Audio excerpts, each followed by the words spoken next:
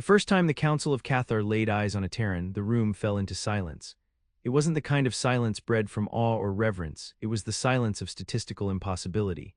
The human was bloodied, half his armor torn off, a tourniquet cinched crudely above his thigh with a blackened belt that was clearly not standard issue. He stood unshaken at the edge of the central dais of the Stellar Tribunal, the massive hall filled with the brightest diplomatic minds and war tacticians of 15 species. And he bled, freely, openly. And he didn't care. 27 hours earlier, the orbital outpost called Harvin's Ring had gone dark. It had been positioned in a neutral zone between the Kaldor Ascendancy and the Nathari Conquered, meant to observe local trade routes and maintain communication buoyancy across the galactic spine. The outpost was lightly staffed, mostly analysts, mediators, and a few emergency response personnel from the Council's Auxiliary Defense Branch.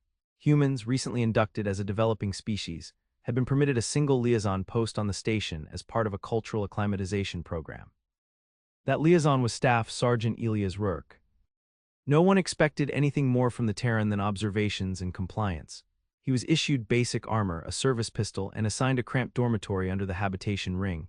His role was nominal, symbolic. He was the representative of an infant species still wet from its first FTL leaps, surrounded by thousands of years of interstellar etiquette and doctrine.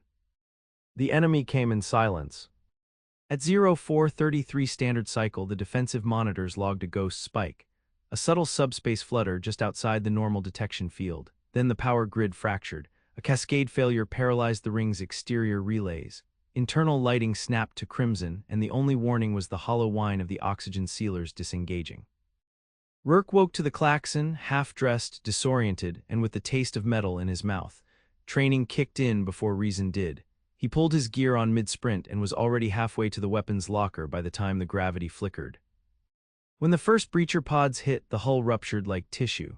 Alien boarding craft didn't knock. They pierced through with mechanized drills, unfolding inwards like petals before spewing out silent, arm-bladed soldiers, black-skinned, insectoid, and fast. The Erikdar. The Cathari had fought them in brushfire conflicts decades earlier, but never this deep, never this surgical. The Erikdar didn't conquer, they harvested. What they wanted no one knew, but their precision was terrifying.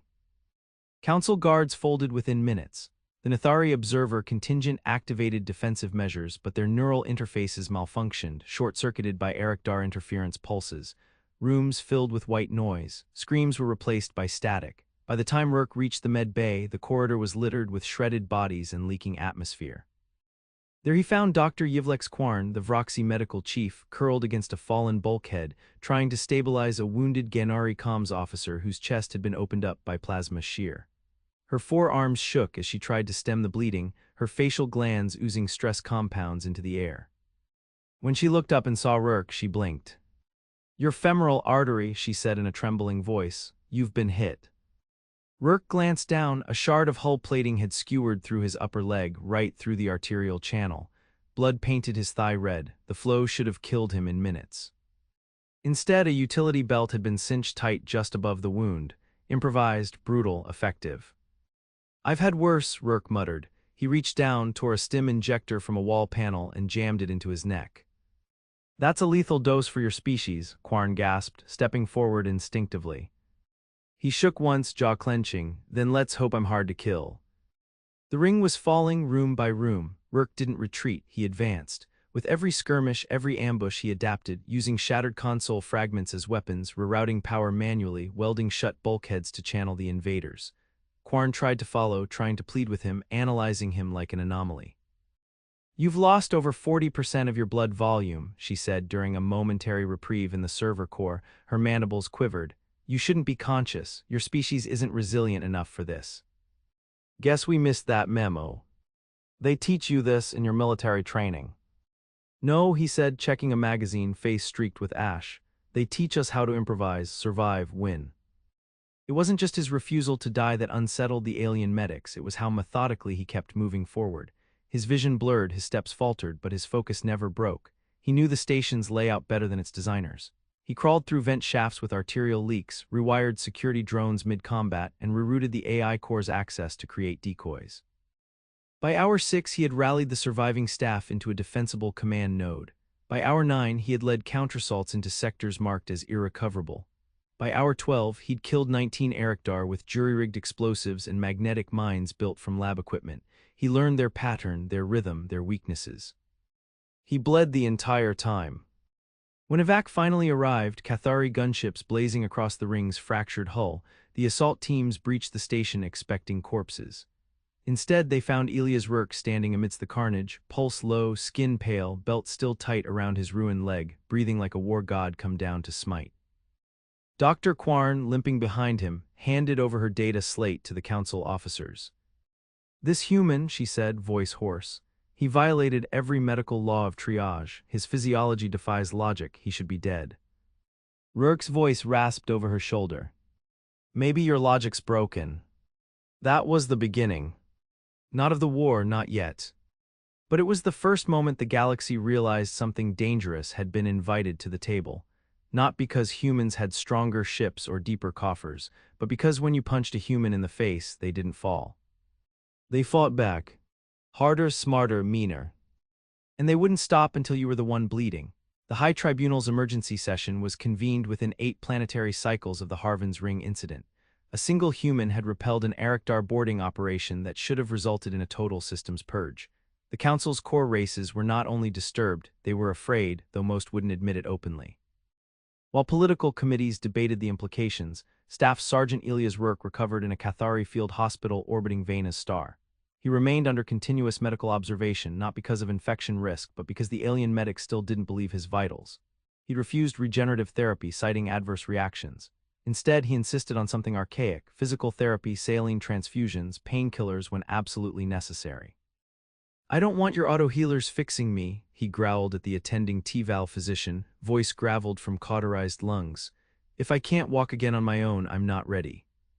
The room fell silent, again, as it always did around him. Council Command debated placing him under security hold.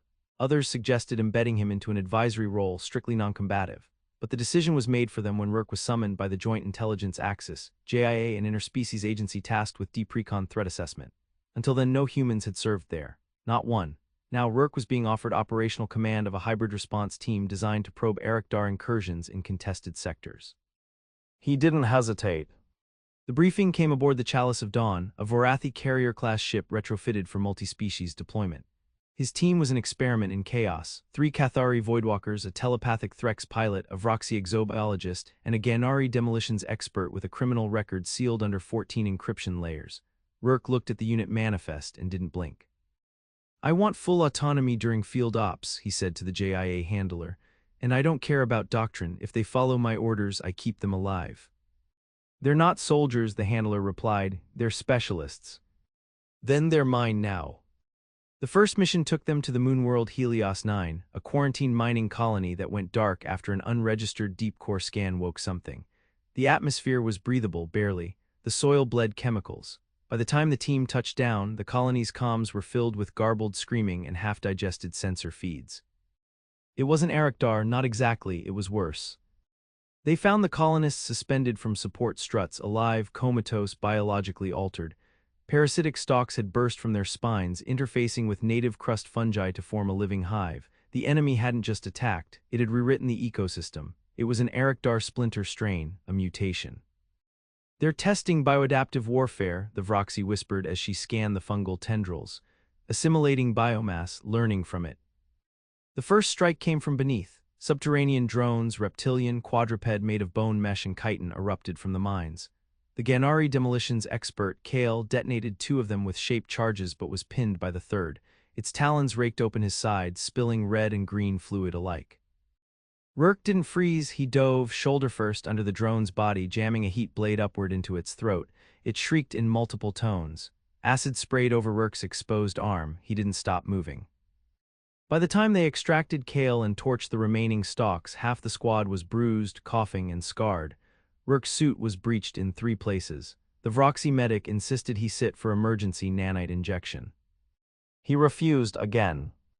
Instead, he reached down, pulled a thin cable from his tactical harness and wrapped it around his bicep. Tight, aggressively tight, the others stared. "Why do you do that?" the Threx pilot asked, his voice echoing telepathically into the team's minds. "You self-restrict blood flow, you increase strain, it hinders your reaction time." Rourke stared at the cable, cinching it tighter. Pain sharpens the mind, teaches you where not to get hit again. You're not dead till your brain forgets to fight. The telepath fell quiet, but something shifted, subtle, invisible, but undeniable. Respect. It wasn't instantaneous, but the others began listening differently, not out of protocol, out of survival. They began adopting his tactics. They cross-trained under his brutal drills, rewired their squad HUDs to human tactical layouts, memorized emergency procedures the Council had long abandoned as primitive redundancies. Word began to spread. Other species started reviewing human combat archives. Military historians called up Terran war data, civil wars, nuclear standoffs, siege tactics from Earth's archaic centuries. They were horrified, but intrigued.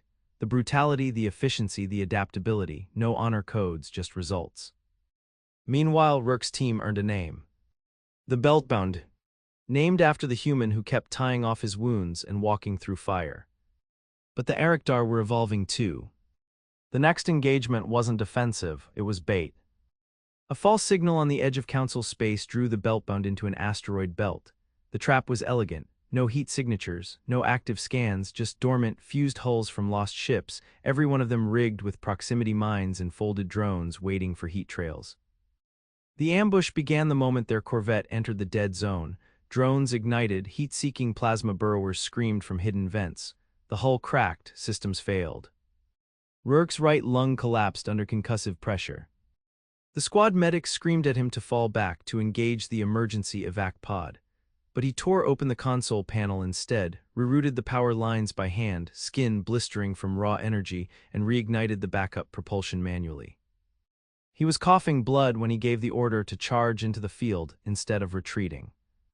Kale, manning the external guns, swore in 3 languages. "You're insane." "No," Rourke snapped, eyes burning. "They expect fear, we give them a goddamn storm." And they did. They overloaded every auxiliary system, jettisoned cargo pods as makeshift shrapnel, used gravity slingshot maneuvers to lure drones into their own mines. When the Beltbound finally broke free, the ambush was shredded. Their ship barely held together, but it flew. When Rourke emerged from the medbay 4 days later, his face pale from blood loss, he was walking. A belt hung from his side armor, frayed, stained. Alien doctors protested again. This time, a delegation from the Cathari War College personally requested access to human battlefield medicine records. The Vroxy began researching adrenaline synthesis for non-human species. The Ganari adopted combat tourniquets into their armor suits. And still, the Council hesitated. Still, the old empires argued over protocol and decorum and chain of command. But the soldiers were watching, the mercenaries, the explorers, the medics, and they were talking because the humans weren't just surviving. They were teaching the galaxy how to bleed and fight and win. They tried to stop him. After Helios 9 and the asteroid ambush, a closed-door directive was drafted by the Outer Defense Committee to recall Elias Rourke to Earth for medical debrief and cultural reevaluation. The official language was clean, the intent was not. They were afraid. Not just of what he represented, but of what he might trigger. But by then, Rourke was no longer just a soldier. He was a symbol. The Beltbound had become more than a team. They were a movement within the fractured military elements of the Stellar Council. Specialists from different species began requesting transfers, some quietly defected, to join strike units modeled after Rourke's doctrine, high-risk, high-reward tactics rooted in instinct, speed, and sheer human ferocity. He refused the recall order. By the time the memo reached him, he was deep inside the Dura's expanse on an unauthorized recon op. A preemptive strike against a suspected Ericdar birthing crucible. The intelligence was raw, the risk catastrophic. He went anyway. What they found in the heart of the Dura's expanse wasn't a hive or a base. It was an Ericdar Genesis engine, a world-sized structure hidden within a molten gas giant. It operated inside the core, siphoning gravitational fusion to grow, not to build an army, to birth a new species.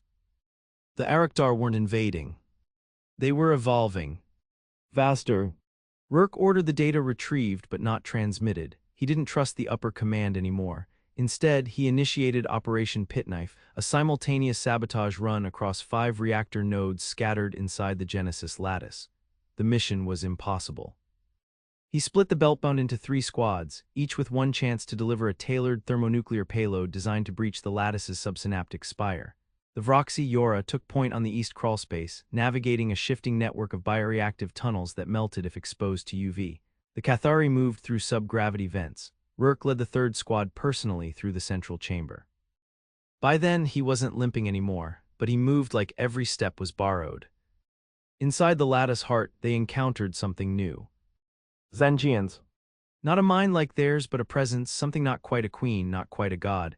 It spoke through pulsing light and invasive thoughts like language rewritten in heat. It offered them visions of what could be, unified neural ecosystems, painless integration, no war, no death, only purpose. The others hesitated. Rourke didn't. He planted the charge against the core pulse, turned to the vision in the light, and said 2 words. No deal. The escape was blind chaos. One Cathari was atomized by a collapsing vent. The Ganari was dragged into the fluidic conduit and never seen again.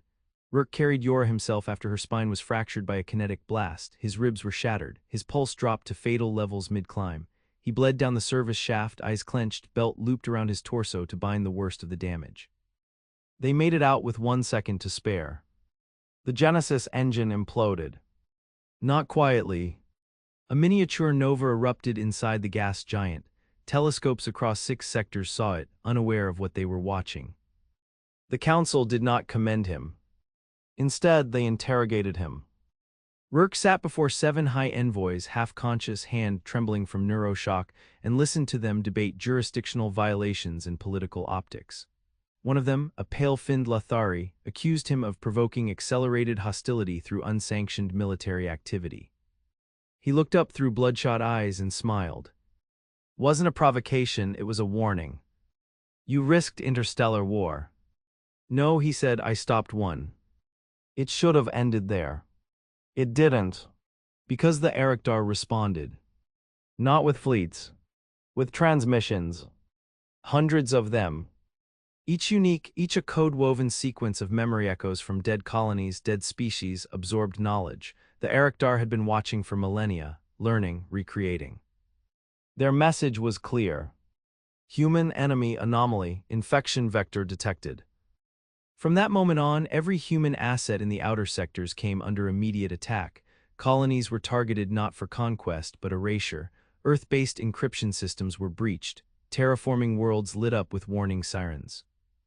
The Erectar had declared humanity a biological threat.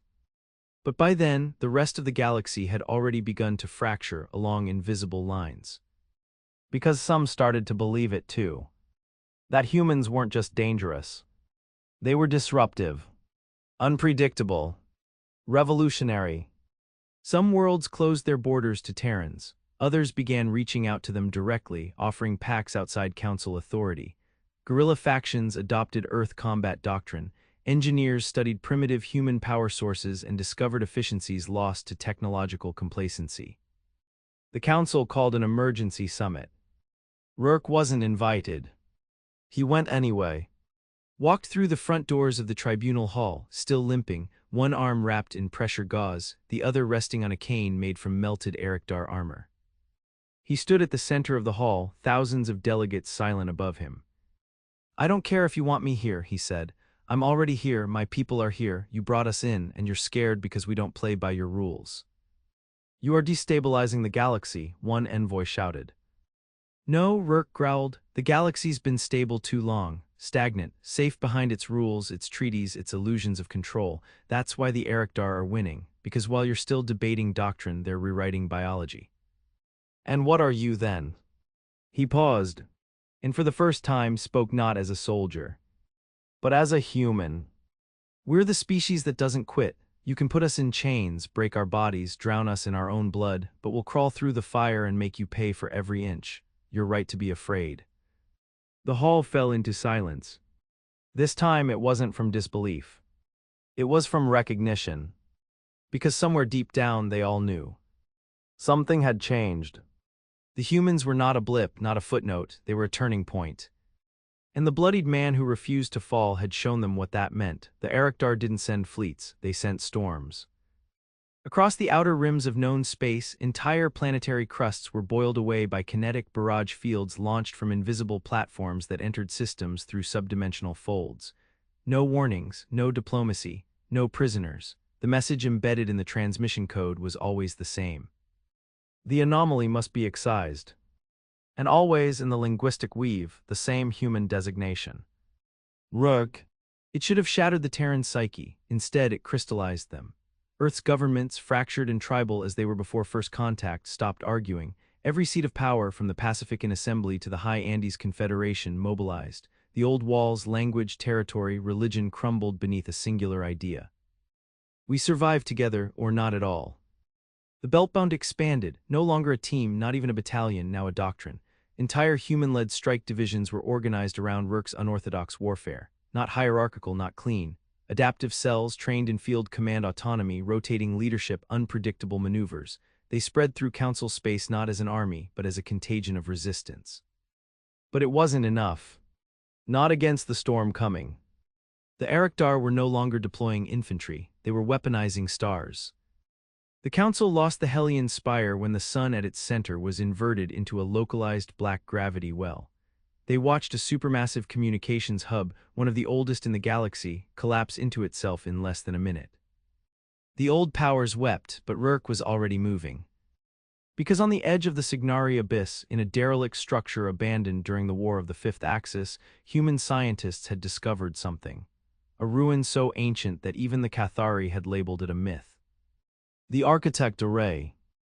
A relic from before the Age of Memory. Left behind by an unknown progenitor race, it was believed to be a stellar manipulation lattice, capable of stabilizing or altering gravitational fields over planetary scales, buried in the crust of a shattered moon, long inactive. Until human engineers turned it back on. They didn't ask for permission. They didn't wait for safety guarantees. They rebuilt the system using plasma-cycled reactors designed from Earth's oldest fusion engines, crude by Council standards but brutally reliable. And it worked. The Architect Array could fold space, redirect radiation belts, harness pulsar emissions. And with it, Rourke planned a counterstrike. Not a battle, a message. The target was a relay node deep within the Erikdar construct web, one of their neural hubs, pulsing like a heart behind a chain of asteroid strongholds. Attacking it directly was suicide, defenses too thick, cloaking fields too advanced. But Rourke didn't want to attack directly. He wanted to blind the entire region. He coordinated the operation with 3 human-led doctrine cells and a rogue faction of Threxic jump pilots. They navigated a mine-riddled sector, hauling a fragment of the Architect Array retrofitted into a weaponized orbital platform.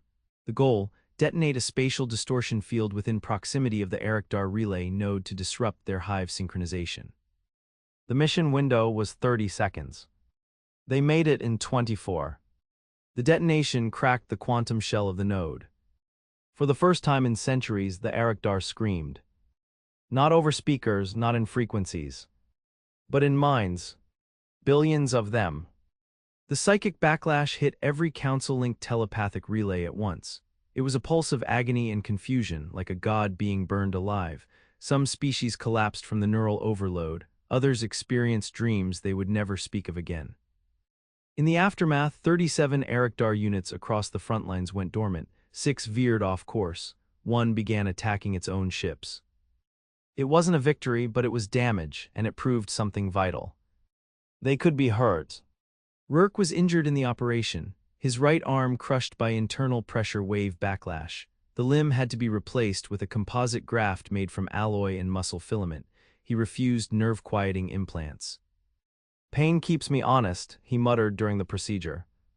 Afterward, he began wearing a second belt, this one across his chest just under the armpits, not for injury, for memory, a symbol. Other soldiers began doing the same. It spread faster than anyone expected. The Beltbound became more than just humans. Cathari scouts, Ganari shock troopers, even a few Vroxy scientists. They adopted the belt not out of ceremony, but because it meant one thing. You fought through the pain. That terrified the Council more than any Erikdar weapon. Because now the humans weren't isolated. Now they had followers. Back on Earth, entire academies restructured their programs. They no longer taught classic doctrines. They taught Rourke's tapes, grainy, glitch-ridden videos pulled from suit cams, battle logs, voice-only mission transcripts. Students trained with tourniquets before they learned plasma weapons. Field engineers studied adrenaline under duress. New soldiers were evaluated not just on reflexes, but how far they could walk with broken limbs. Still bleeding. Still fighting. And the Council. It splintered. Some worlds allied more closely with Earth, forming the Free Resistance Sphere, a network of colonies and species who believed war wasn't just to be endured but won, and that humans had the will to lead that fight. Others labeled them radicals, rejected human methods as unsustainable. But they couldn't stop it. The war was no longer one of armies. It was ideological. The Ericdar evolved, their weapons grew stranger. One attack on the colony of Myra's Theta involved mind-borne viruses that rewrote memories and drove populations into mass silence. Not death, obedience. But it didn't work on humans. The viral constructs failed to adapt to Earth-brain chemistry. So the Ericdar changed tactics. They began hunting symbols. Rourke's face, his voice, his methods, they were all marked for deletion. Dozens of assassination attempts followed, some subtle, most not. He was shot in the spine once, took a shard bomb to the side, survived a vacuum exposure that flash froze his left eye. Each time the medics panicked. Each time he walked out wrapped in belts and blood. The Threxic broadcast conclave tried to speak to him during a council address. The speaker, a diplomatic elite with 5 minds and 1,000 years of peaceful negotiation, asked one question. "What are you?" Rourke answered without standing. "I'm the last thing your enemies see when rules fail. When the universe burns, we're what crawls out of the fire." And there was silence again. Not disbelief, but readiness. Because the war was reaching its final phase. And the galaxy had started tightening its own belt. It began at the edges.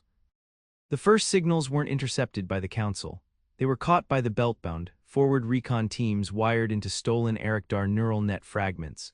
Strange pulses, patternless at first, until one human cryptographer noticed the recurrence of a shape embedded in the data flow.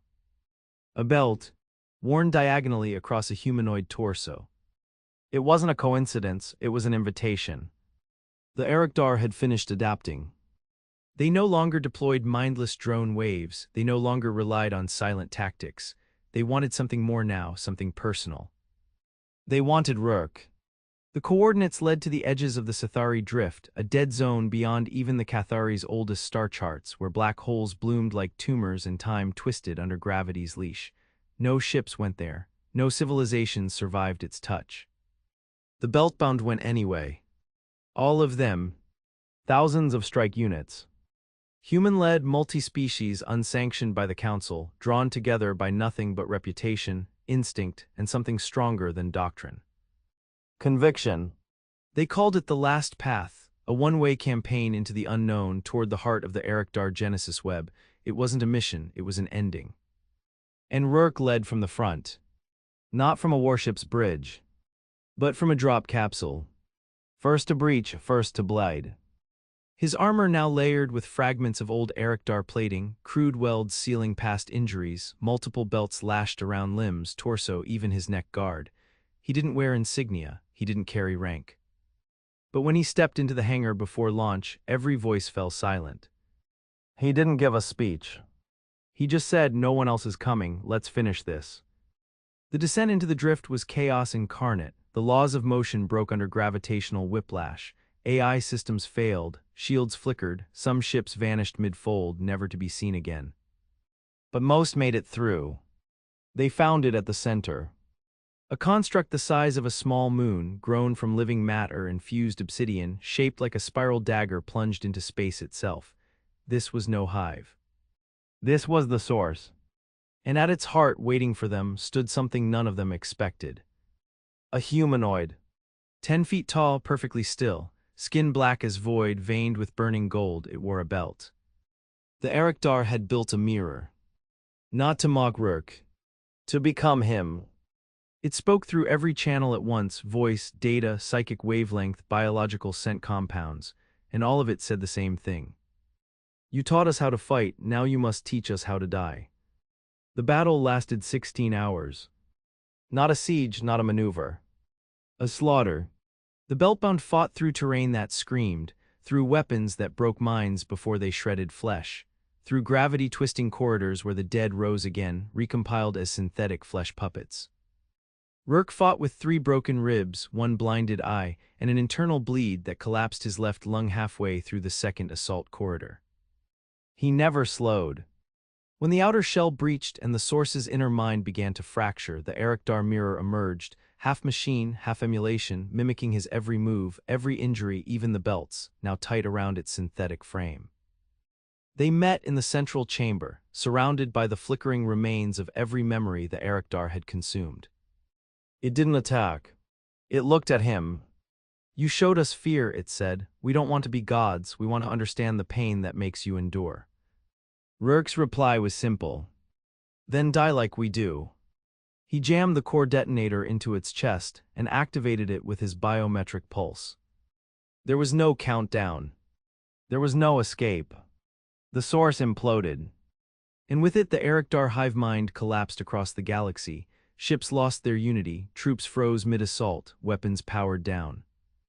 Billions of minds, now alone, no longer one. The war was over. At least the fighting was. They never found Rourke's body. They searched for months for fragments, for DNA traces, nothing.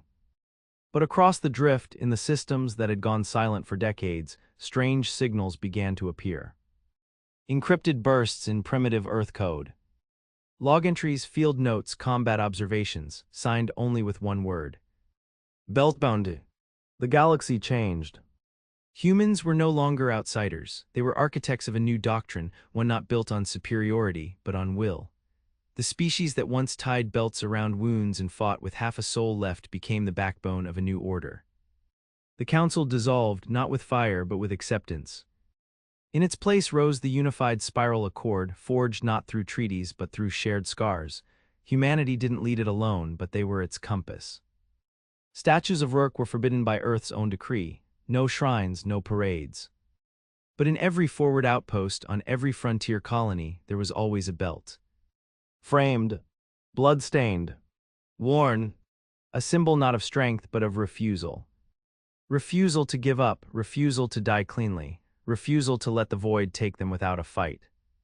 And when recruits asked why the belts were there, the veterans would smile. Because sometimes the medics panic, they'd say. But the human just tightens a belt and keeps fighting. And they always would.